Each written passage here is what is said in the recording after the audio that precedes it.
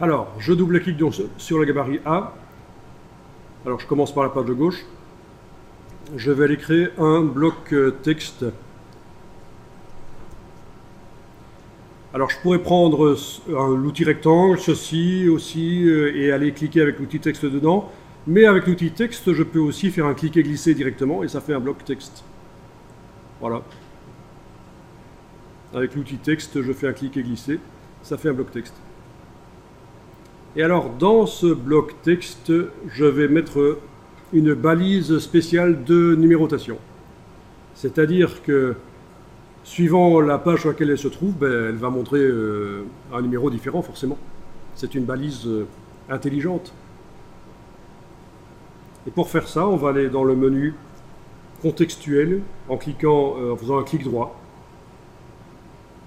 Clic droit. Et alors on va insérer un caractère spécial.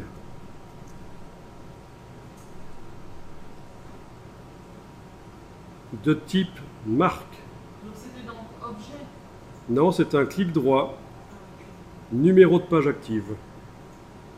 Donc clic droit, insérer un caractère spécial, marque, numéro de page active. Désolé, mais j'ai un objet, c'est ça? Donc, clic droit, insérer un caractère spécial, marque, numéro de page active. Ou alors si vous voulez le raccourci clavier, vous l'avez aussi? Ou c'est moi qui l'ai créé ça? Non, ça doit être... Parce que entre ceux qui sont dans InDesign et ceux qu'on crée soi-même, essayez toujours Alt majuscule CTRL N si vous voulez. Ça marche aussi. Oui, il faut savoir que dans les menus, j'en profite pour le dire, dans les menus, il y a parfois des items de menu qui n'ont pas de raccourci clavier. Et vous devez souvent y aller. Donc ça va forcément être ennuyeux, une perte de temps.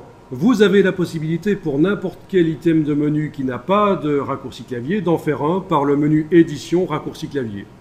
Comme dans tous les logiciels Adobe, on peut ajouter ses propres raccourcis clavier pour les choses qu'on va souvent chercher.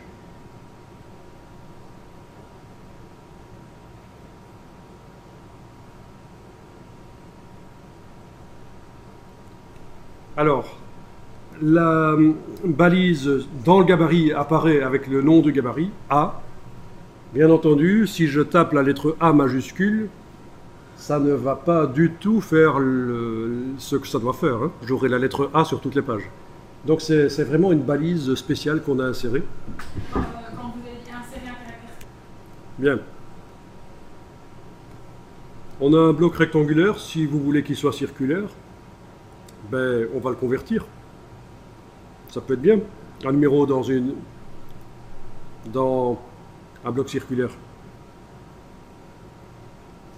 Alors je vais peut-être enregistrer le document d'abord. Et pourquoi c'est mis un A? Comme ça, c'est un truc...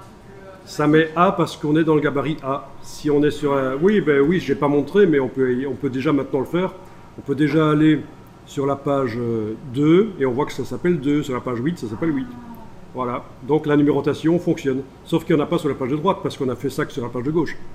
Mais je vais d'abord faire le design de la numérotation dans le gabarit.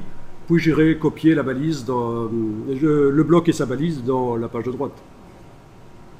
Donc je suis dans le gabarit. Et oui, je disais que j'allais enregistrer le document. D'abord, je vais l'appeler deuxième doc. Je mets l'incrément 0,1. Voilà.